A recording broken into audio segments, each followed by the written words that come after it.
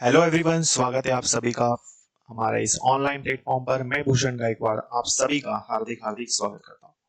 तो दोस्तों, आज का सेशन हमारा मोस्ट इम्पोर्टेंट है सभी स्टूडेंट्स के लिए जो भी सीडीएस 2026 के लिए प्रिपरेशन कर रहे हैं। तो बिल्कुल लगातार बने रहना है, ध्यान से समझना है। और जैसे कि आपने थंबनेल पर ये देख लिया होगा कि हम पढ़ने वाले हैं टेंस। बिल्कुल, तो ये हमारा सेकेंड लेक्चर होने वाला है जिसमें हम टेंस को डिटेल में डिस्कस करेंगे, समझेंगे, पढ़ेंगे क्या क्या रूल्स होते हैं और बिल्कुल जीरो से लेकर एडवांस तक हम सभी चीजें कवर करने वाले हैं। तो ये हमारा सेकंड लेक्चर है। फर्स्ट लेक्चर में मैंने आपको कुछ छोटी छोटी चीजों के बारे में बताया था। कुछ बेसिक चीजें हम डिस्कस कर चुके थे, जैसे कि मैंने आपको बताया टेंस कितने प्रकार के होते हैं, टेंस किसे कहते हैं, और फिर हमने देखा था कि सेंटेंस के कितने टाइप्स होते हैं। ठीक है, तो यदि आपने इसका फर्स्ट लेक्चर नहीं देखा है तो उसे आप जरूर देखिए। ठीक है, चलिए तो शुरू करते हैं आज की क्लास बिना किसी देरी किए, और आपको बिल्कुल कंटिन्यू बने रहना है। देखिए, तो हमने देखा था लास्ट लेक्चर में कि सब्जेक्ट कितने होते हैं। ठीक है, तो सब्जेक्ट को हमने डील किया था कि सब्जेक्ट किसे कहते हैं, जो काम को करता है वो हमें हमारा क्या कहलाता है, सब्जेक्ट कहलाता है। ये मैं आपको प्रीवियस लेक्चर में बता चुका था। क्लियर है? तो सब्जेक्ट जो काम को करता है वही क्या कहलाता है, सब्जेक्ट कहलाता है। Clear? He, she, it, name, I, we, you, they, ये हमारे सभी के सभी सब्जेक्ट्स हैं। क्लियर है? Generally he, she, it, name ये सिंगुलर में आता है और प्लूरल सब्जेक्ट होता है यू, दे, वी या फिर आई। क्लियर है? चलिए, तो ये सब्जेक्ट हम पढ़ चुके थे लास्ट लेक्चर में और अब हमें पढ़ना है वर्ब। ठीक है, तो हम शुरू करने वाले हैं प्रेजेंट इंडेफिनिट टेंस। ठीक है, और आपको ये चीज पता होगी कि प्रेजेंट इंडेफिनिट टेंस जो होता है, इसमें जब हम सिंपल सेंटेंस बनाते हैं, ध्यान से समझिएगा, मोस्ट इंपॉर्टेंट चीज बता रहा हूं मैं आपको, वेरी वेरी इंपॉर्टेंट, क्योंकि यहां से एरर डिटेक्शन के क्वेश्चन बनते हैं और फिल इन द ब्लैंक के क्वेश्चंस भी यहां से पूछे जाते हैं। देखिए, तो मेरा कॉन्सेप्ट क्या है, मैं क्या बताना चाह रहा हूं, समझिएगा। पहला क्वेश्चन मेरा, मैंने कहा आपसे जनरली कि आपने देखा होगा और पता भी होगा, हो सकता है आप में से कुछ लोगों को, लेकिन कुछ को ना भी पता हो, तो कोई बात नहीं, ध्यान से समझिए। मैंने कहा प्रेजेंट इंडेफिनिट टेंस में, सिंपल सेंटेंस में, वर्ब में S E S I S कब लगता है। ठीक है, चलिए, तो ये मैं आपको बता रहा हूं क्योंकि हम अभी स्टार्ट करने वाले हैं प्रेजेंट इंडेफिनिट टेंस। ठीक है, जिसमें ये वर्ब का first form S E S I S ये आपको देखने को मिलेगा। तो इसको पहले हमें क्लियर करना है। देखिए, तो सब्जेक्ट हम पढ़ चुके थे और अब हमें पढ़ना है वर्ब। बिल्कुल बेसिक से मैं आपको बताने वाला हूं कि वर्ब क्या होता है, समझिए। और इसी क्लास में हम एरर डिटेक्शन के क्वेश्चंस और फिल इन द ब्लैंक के क्वेश्चंस भी करेंगे। पहले हम बेसिक पढ़ेंगे सारा। ठीक है, चलिए देखिए, तो वर्ब क्या होता है इस समझिए। तो भाई वर्ब जनरली यदि मैं आपसे पूछूं नॉर्मली, तो आप कहोगे सर वर्ब में कौन सी बड़ी बात है। ठीक है, सर हमें वर्ब तो पता है। ठीक है, तो वर्ब क्या होता है, तो आप कहोगे सर हमें पता है। तो वर्ब का मतलब होता है क्रिया। ठीक है, वर्ब मतलब क्या है, क्रिया। अब होता है क्या है, तो मैंने बोला किसी काम का होना वर्ब कहलाता है। किसी काम का होना, किसी काम का होना वर्ब कहलाता है। तो वर्ब को ही हम क्या कहेंगे, एक्शन बोलेंगे। ठीक है, हिंदी में इसको कहते हैं क्रिया। तो वर्ब की डेफिनेशन क्या है, किसी काम का होना वो क्या कहलाता है, वर्ब कहलाता है। जैसे मैंने बोला मैं पढ़ाता हूं, तो पढ़ाना वर्ब है। आपने बोला हम गाने सुनते हैं, तो सुनना वर्ब है। हम क्लास पढ़ते हैं तो पढ़ना भी वर्ब है। तो काम हो क्या रहा है, वो हमारा काम होना या किसी काम का होना वो क्या है, वर्ब है। ठीक है, तो ये क्लियर है, लेकिन अभी भी बात क्लियर नहीं हुई, समझिए। तो वर्ब, किसी काम का होना वर्ब कहलाता है। अब आपको ये देखना है, देखिए मैं कुछ इंपॉर्टेंट चीजें बता रहा हूं आपको, ध्यान से समझिएगा। अब ये जो वर्ब में S E S I S होता है, ये कब लगता है ये हमें देखना है। तो वर्ब में एस ई एस और आई ई एस, ये हमें देखना है कि ये कब होता है। देखिए, तो समझिएगा,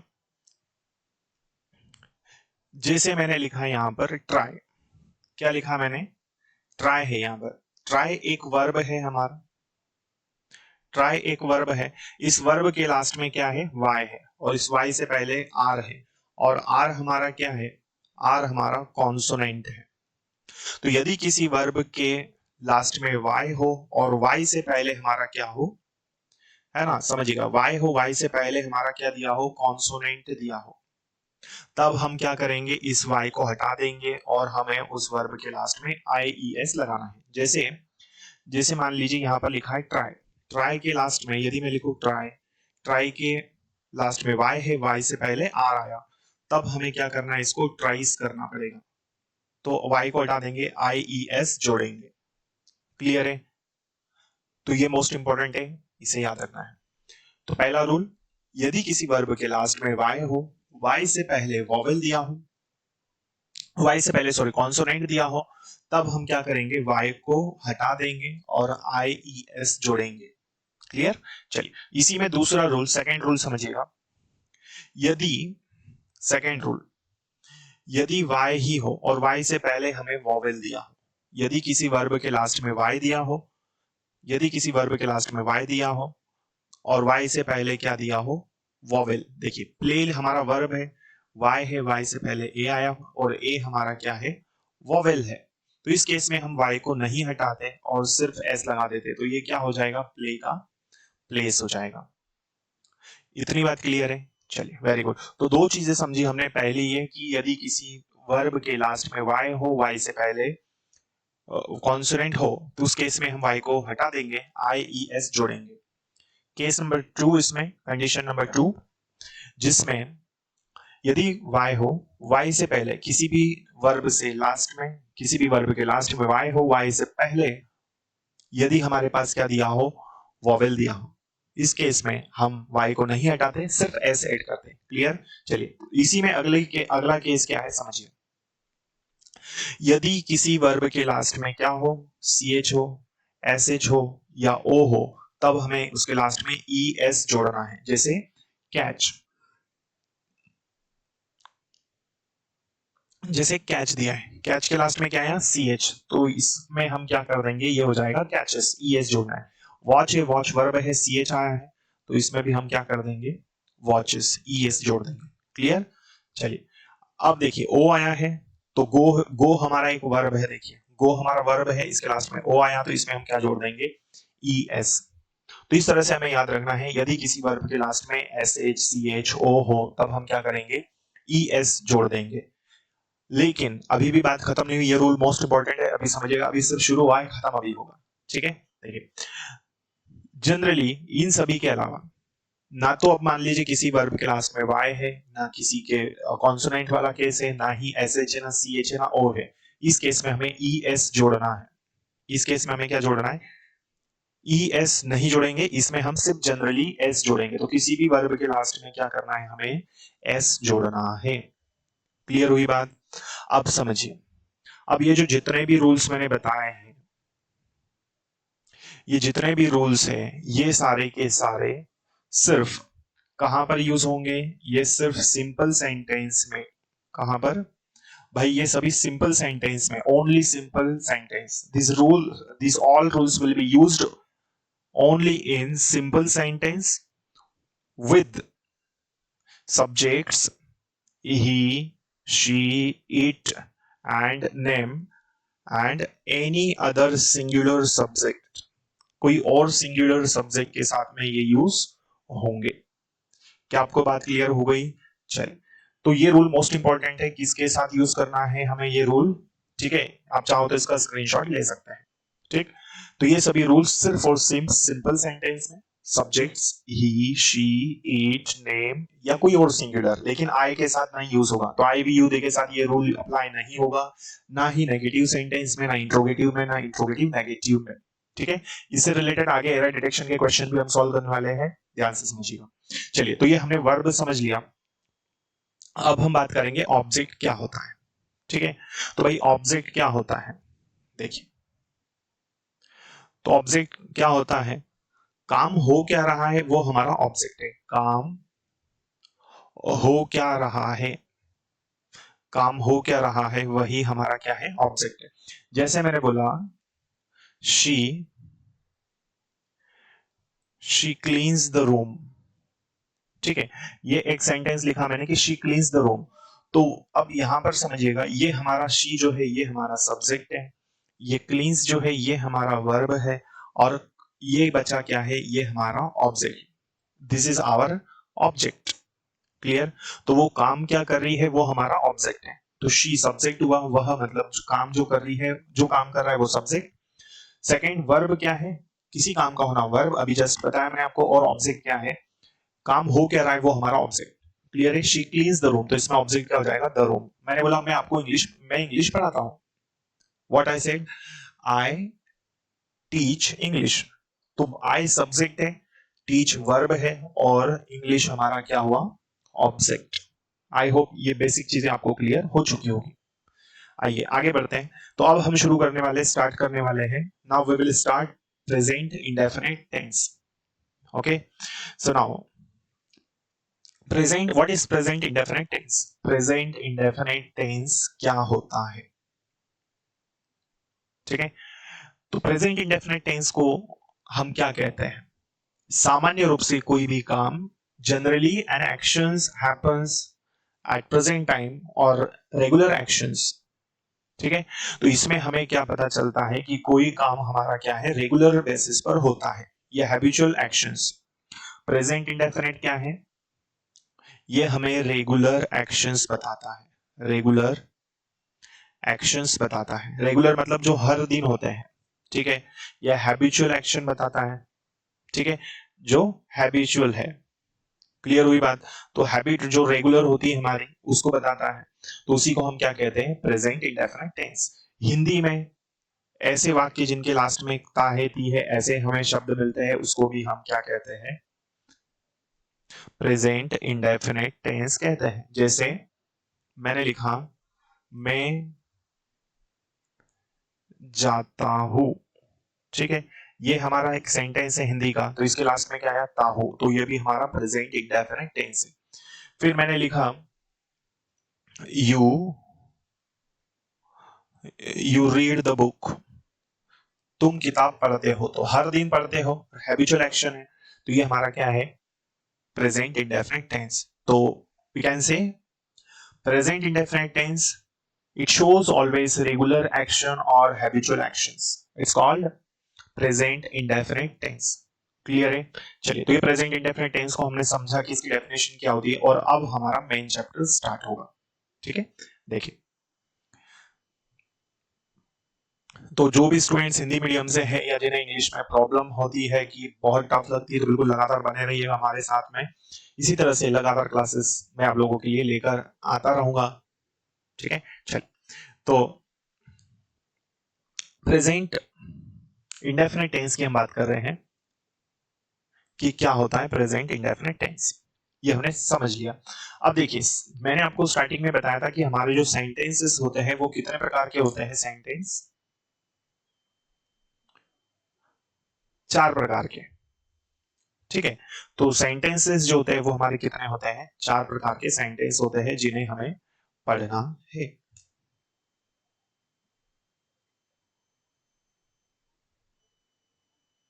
चलिए, तो शुरू करते हैं इसको। तो 4 प्रकार के जो सेंटेंस होते हैं, जिसमें सबसे पहला सेंटेंस होता है सिंपल सेंटेंस या फिर अफर्मेटिव सेंटेंस। ठीक है, सिंपल सेंटेंस या फिर अफर्मेटिव सेंटेंस। क्लियर है? चलिए, तो सबसे पहले सिंपल सेंटेंस हम पढ़ेंगे। ठीक है, तो 4 तरह के सेंटेंसेस मैंने आपको बताए थे जिन्हें हमें पढ़ना है। तो भाई, सबसे पहला सेंटेंस होता है सिंपल, फिर कौन सा होता है नेगेटिव, और फिर कौन सा आएगा इंटेरोगेटिव, इंट्रोगेटिव, और फिर interrogative negative, interrogative plus negative. ठीक है, क्वेश्चन वर्ड वाले भी होते, हो सकता है कुछ लोगों का डाउट हो, सर क्वेश्चन वर्ड्स वाले भी तो होते हैं, बिल्कुल होते हैं, लेकिन अभी हमें मेनली सेंटेंसेस की बात करनी है। तो मेनली जो सेंटेंसेस होते हैं वो simple, negative, interrogative and interrogative negative होते हैं। ठीक है, चलिए, तो सबसे पहला सेंटेंस हम समझेंगे, और फिर हम एरर डिटेक्शन के क्वेश्चंस भी करेंगे। तो बिल्कुल जीरो से एडवांस तक ये चैप्टर आपका चल रहा है। देखिए, तो प्रेजेंट इंडेफिनिट टेंस में सबसे पहला जो सेंटेंस है वो है हमारा सिंपल। ये बनता कैसे है ये हमें देखना है। तो देखिए इसका जो स्ट्रक्चर होता है, स्ट्रक्चर मतलब सूत्र, तो सबसे पहले इसमें आता है सब्जेक्ट, फिर आएगा वर्ब का फर्स्ट फॉर्म और S E S I S और फिर ऑब्जेक्ट। अभी ये S E S I S मैं आपको बता चुका हूं कि कब लगता है। देखिए तो सबसे पहले हमें लेना है सब्जेक्ट। इस सेंटेंस का सब्जेक्ट क्या है? Ritesh. Ritesh is subject in this sentence, तो रितेश हमारा क्या है? सब्जेक्ट। इसके बाद में हमें वर्ब का फर्स्ट फॉर्म लेना है। वर्ब क्या है इसमें? हेल्प। ठीक है, फर्स्ट फॉर्म हेल्प। लेकिन अभी हमें ये चेक करना है कि इसमें S E S I S लगेगा या फिर नहीं लगेगा। ठीक है, चलिए तो मैं आपको बता चुका हूं, तो बताइए क्या आएगा इसका। डेफिनेटली आप यहाँ पर इस हेल्प के लास्ट में ना तो वाई है, न वाई से पहले वॉवेल है, ना ही यहाँ पर कॉन्सोनेंट वाला केस है। ठीक है, तो इसके लास्ट में हमें एस लगाना पड़ेगा। अच्छा, दूसरी चीज क्यों लगाना पड़ेगा? क्योंकि हमारा सब्जेक्ट सिंगुलर सब्जेक्ट है और हमने पढ़ा है ये रूल सिर्फ सिंगुलर सब्जेक्ट के साथ में और सिर्फ अफर्मेटिव सेंटेंस में या फिर सिंपल सेंटेंस, दोनों एक ही होता है, इसी में यूज किया जाता है। ठीक है, लेकिन अगर रितेश की जगह आई वी यू दे होता तब ये नहीं लगता। क्लियर? चलिए, तो रितेश हेल्प्स, फिर ऑब्जेक्ट क्या है इसका? His father. एवरीडे ये टाइम एक्सप्रेसिंग एडवर्ब है जो हमें टाइम बता रहा है। ठीक है, तो रितेश उसके पिताजी की मदद हर दिन करता है। रितेश उसके पिताजी की मदद हर दिन करता है। कोई प्रॉब्लम? चलिए, तो ये सिंपल सेंटेंस हमने बनाया।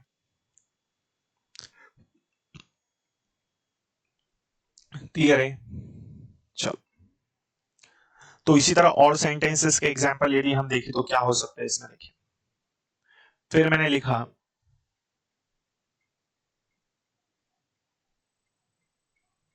कि वी टेक टी, हम चाय पीते हैं। ठीक है, एक ये सेंटेंस हो गया हम चाय पीते हैं। तो इसमें भी अगर हम देखें तो क्या है? वी हमारा सब्जेक्ट है, टेक हमारा वर्ब है और टी हमारा ऑब्जेक्ट है। ठीक है, फिर मैंने कहा कि दे स्कॉल्ड अस, दे स्कॉल्ड अस। ठीक है, तो ये हमारा सब्जेक्ट, ये हमारा क्या है? सेंटेंस है। दे स्कॉल्ड अस, वे हमें डांटते हैं, तो हर दिन डांटते हैं। हम चाय पीते हैं तो रोज चाय पीते हैं, तो ये हमारा क्या है? हैबिचुअल एक्शन है। और जैसे कि स्टार्टिंग में ही हमने देख लिया कि प्रेजेंट इंडेफिनिट टेंस किसको बोला जाएगा? जिसमें हैबिचुअल एक्शंस होता है। क्लियर? चलिए, अब ये हमने सिंपल सेंटेंस पढ़ लिया।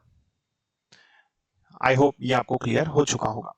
चलिए, अब हम एक एरर डिटेक्शन का क्वेश्चन लेते हैं और फिर हम क्लास को आगे बढ़ाएंगे। देखिए, तो एग्जाम में क्वेश्चन किस तरह से देखने को मिल सकता है ये आपको देखना है, समझिए।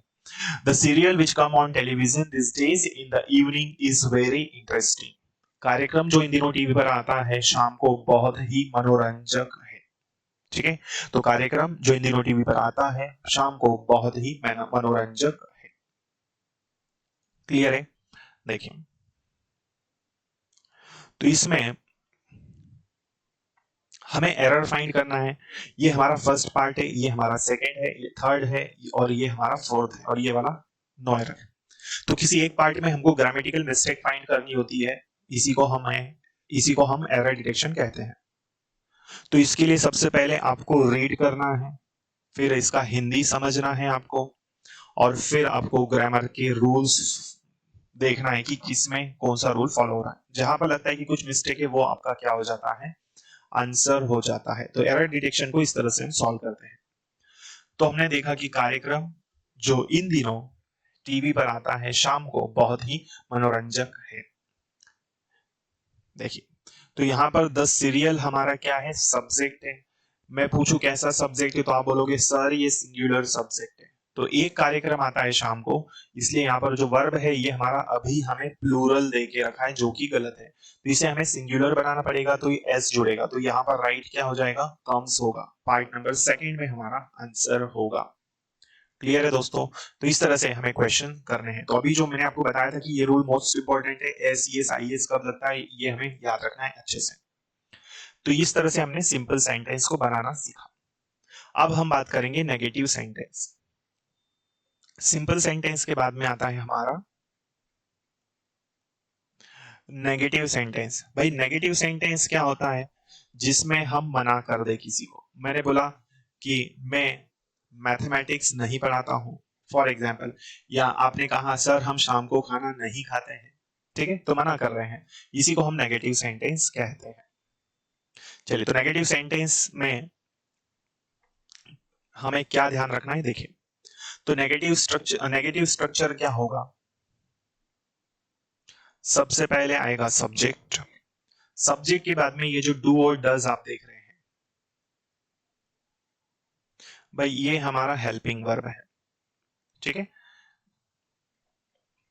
तो डज कब लगेगा, देखिए, जब ही हो सब्जेक्ट, शी हो, इट हो, नेम हो, या फिर कोई और सिंगुलर सब्जेक्ट हो, ठीक है, तब हमें किसका यूज करना है, डज का।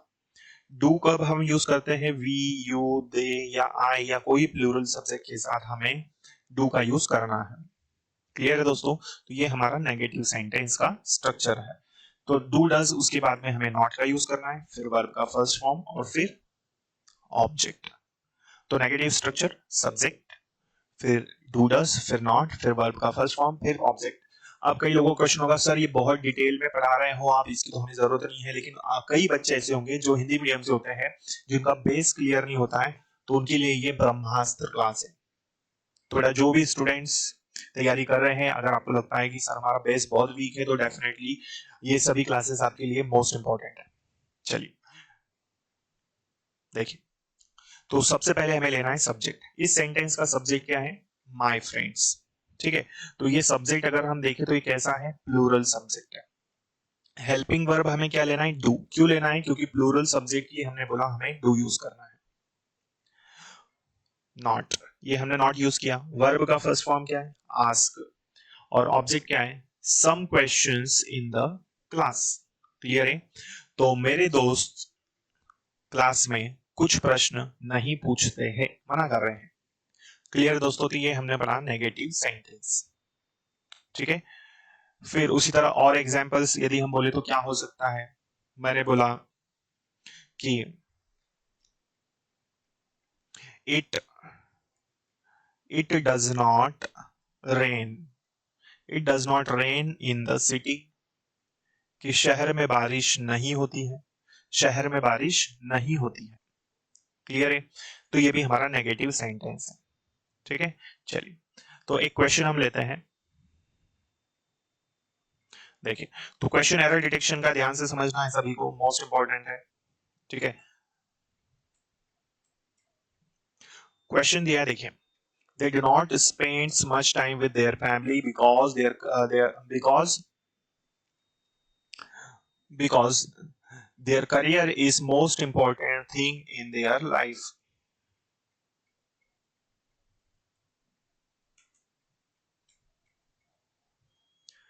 क्लियर है।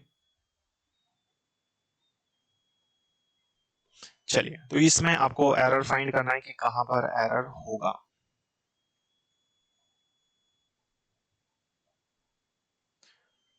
They do not spend much time with their family because their career is the most important thing in their life.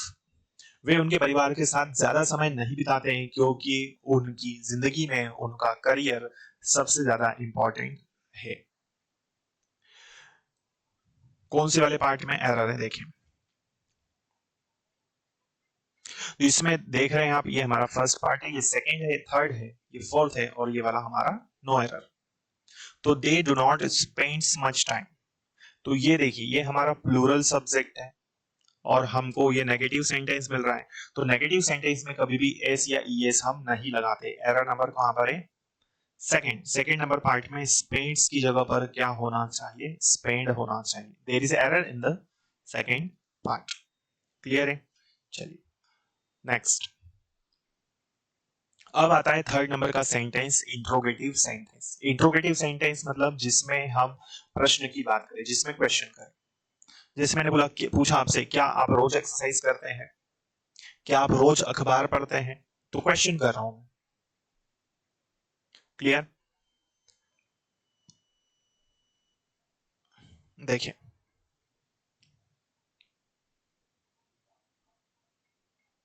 तो इसमें डू डज आएगा, फिर सब्जेक्ट आएगा, फिर वर्ब का फर्स्ट फॉर्म और फिर ऑब्जेक्ट, ठीक है।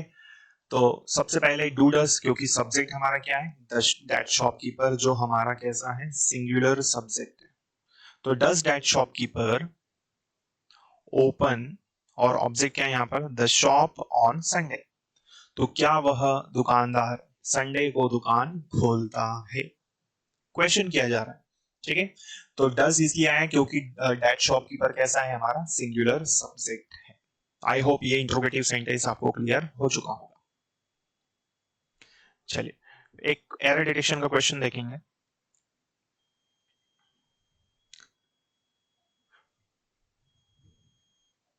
क्वेश्चन है हमारा, does he wanted to discuss this project today और can we do it tomorrow. क्या वो इस प्रोजेक्ट को आज डिस्कस करना चाहते थे या कल करें। देखिए, तो इसी तरह से इसमें हमें कुछ पार्ट्स दिए हैं जिसमें हमें फाइंड करना है। ये हमारा पहला है, ये दूसरा है, तीसरा है, चौथा है और ये पांचवा। तो साफ साफ ही नजर आ रहा है कि भाई डज यहाँ पर दिया है, वो डज के साथ वांटेड नहीं हो सकता, यहाँ पर वांट होना चाहिए। क्योंकि अभी जस्ट मैंने आपको बताया कि डज के साथ में इंट्रोगेटिव सेंटेंस जब होता है तब हम क्या करते हैं, वर्ब का फर्स्ट फॉर्म यूज करते हैं। क्लियर है।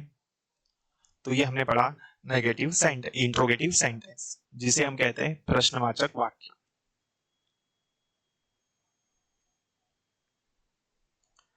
इसके बाद में आता है इंट्रोगेटिव नेगेटिव। इंट्रोगेटिव नेगेटिव मतलब जिसमें क्वेश्चन भी किया जाए और मना भी किया जाए, जिसमें हम प्रश्न भी करें और मना भी कर दे। जैसे अब इसमें क्या आ जाएगा, डूडल्स, फिर सब्जेक्ट लेते हैं हम लोग, वर्ब का फर्स्ट फॉर्म प्लस ऑब्जेक्ट और क्वेश्चन मार्क। क्लियर है। तो does Mitesh not clean the building, ये हमारा सेंटेंस दिया, कैसे बनाए देखिए। ये डू डज हमारा क्या है, हेल्पिंग वर्ब है। हेल्पिंग वर्ब कैसा है, तो सिंगुलर हेल्पिंग वर्ब है। क्यों है सर, तो यहाँ पर मितेश हमारा क्या है, सब्जेक्ट है, तो ये सब्जेक्ट भी हमारा कैसा सब्जेक्ट है, सिंगुलर सब्जेक्ट है। फिर हमें प्लस लेना है नॉट, तो ये नॉट, वर्ब का फर्स्ट फॉर्म क्या है, क्लीन, और ऑब्जेक्ट हमारा क्या आया, द बिल्डिंग, और लास्ट में क्वेश्चन मार्क लेना जरूरी है। ठीक है, आई होप ये आपको क्लियर हो चुका होगा। तो इस तरह से प्रेजेंट इंडेफिनिट टेंस के चारों सेंटेंस हमने पढ़ लिए हैं और प्रेजेंट इंडेफिनिट टेंस फिनिश हो गया। इसमें कुछ इंपॉर्टेंट चीजें हैं जो हम आने वाली क्लासेस में डील करेंगे। ठीक है, तो बिल्कुल लगातार बने रहिएगा और मिलते हैं हम लोग अगली क्लास में। क्लास यदि अच्छी लगी हो तो लाइक जरूर कीजिए और ज्यादा से ज्यादा स्टूडेंट्स तक इस क्लासेस को आप जरूर शेयर करें। मिलते हैं अगली क्लास में, एक नए सेशन को हम डील करेंगे, एक नए टेंस को हम डील करेंगे आने वाली क्लासेस में। इसमें कुछ इंपॉर्टेंट रूल्स और बचे हैं जो हम पढ़ेंगे आने वाली क्लास में। थैंक यू सो मच, जय हिंद।